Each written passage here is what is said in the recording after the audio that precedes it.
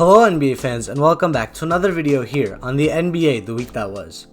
In today's video, I'll be analyzing the games that were played in the past 2 days in the Orlando bubble with the season resuming. The season is looking great, the teams are looking ready to go, and I'm so excited for the next few months of basketball. So without further ado, let's get right into my analysis of the top 3 games from this past 2 days. The first game I'll be analyzing was the opening night matchup that everyone has been waiting for since the NBA was announcing that they'll be restarting the league. It was the Battle of LA between the Los Angeles Lakers and Los Angeles Clippers.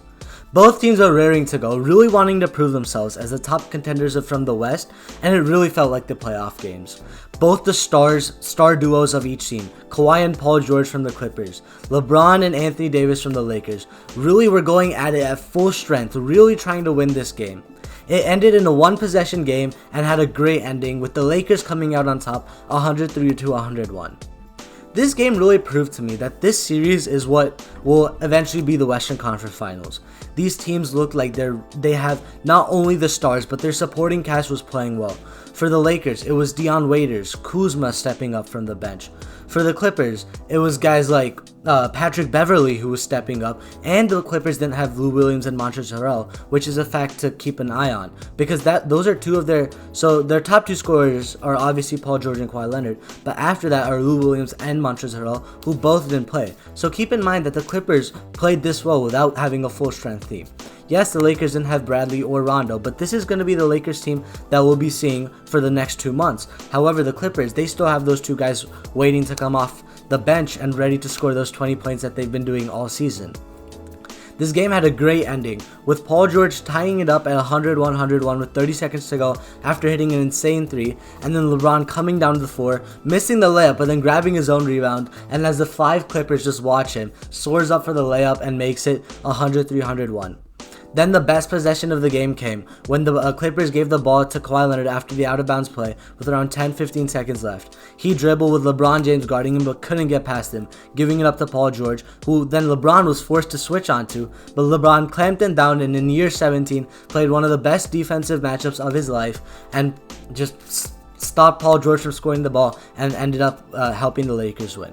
However, I feel that the best player on the court that day was Anthony Davis.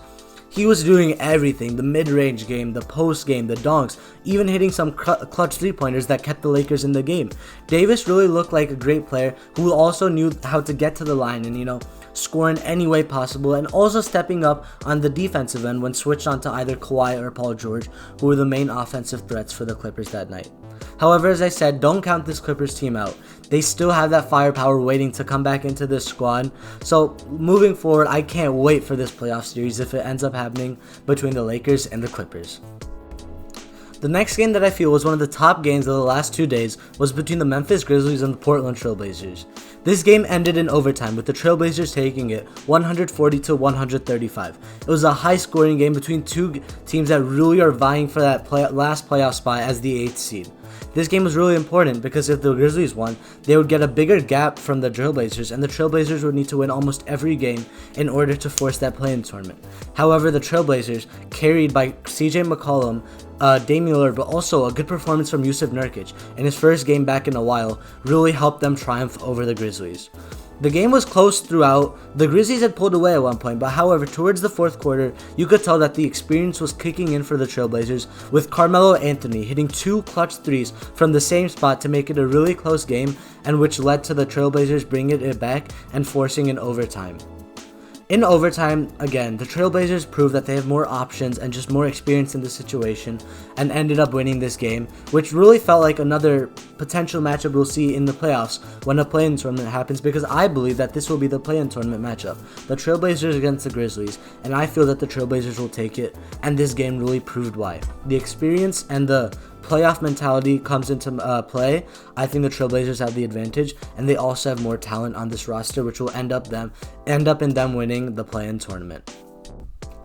The last game I want to speak about happened last night between the Dallas Mavericks and the Houston Rockets. This game was one of the highest scoring games of the season, and it was only the first game for both of the teams since the restart. The Houston Rockets ended up prevailing in overtime again, 153-149. Yes, I said it. It was a high-scoring game. James Harden went on a tear. He had 49 points, 9 rebounds, 8 assists, and just went crazy. He shot 14 for 20, was efficient, made his free throws, just did his thing. Step back threes, floaters, finishing down by the rim. He was doing everything that the Rockets needed. However, it wasn't only a one-man show. Russell Westbrook, with his explosive nature, was able to support Harden and score 31 points. So the both of them combined for 80 of the 153 points that the Rockets scored.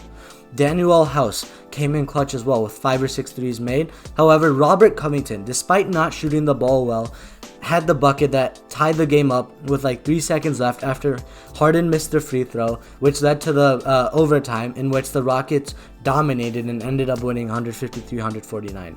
The Mavericks were able to use the size disadvantage that any team will have against the Rockets. Size advantage any team will have against the Rockets due to the Rockets' small ball lineup, which was proven by Kristaps Porzingis' great performance with 38 points and around 16-17 rebounds. Luka Doncic also played well, however he was quite inefficient, which held the Mavericks back. Trey Burke was a revelation for them off the bench, scoring 7 threes I think, and just played really well as well, providing that scoring that the Mavericks needed to keep up against the high-powered Rockets offense. However, the Harden-Westbrook duo ended up prevailing in the end due to their just more experience and the Dallas Mavericks' lack of crunch time experience. It's been a trend this year. The Dallas Mavericks have lost a lot of games by 5 points or less, which is a worry for them moving forward. They definitely need to work on their crunch time minutes and really capitalize on leads that they have going into the last 5 or 6 minutes of the game. So overall, it was a great start to this week and a great start to this NBA restart, and it was for these 3 games with the Rockets, Mavericks, the Trailblazers, Grizzlies, and then the Lakers, Clippers. And with that, I would like to conclude this episode here on the NBA, the week that was. If you enjoyed this video, please let me know by leaving a like down below and leaving any comments for me, positive or negative. I love your feedback, and anything helps me out to grow as a channel. If you're new here, subscribe as well and turn notifications on so you know when I'll be uploading my analysis. I'll catch you guys in the next episode here on the NBA, the week that was. See ya.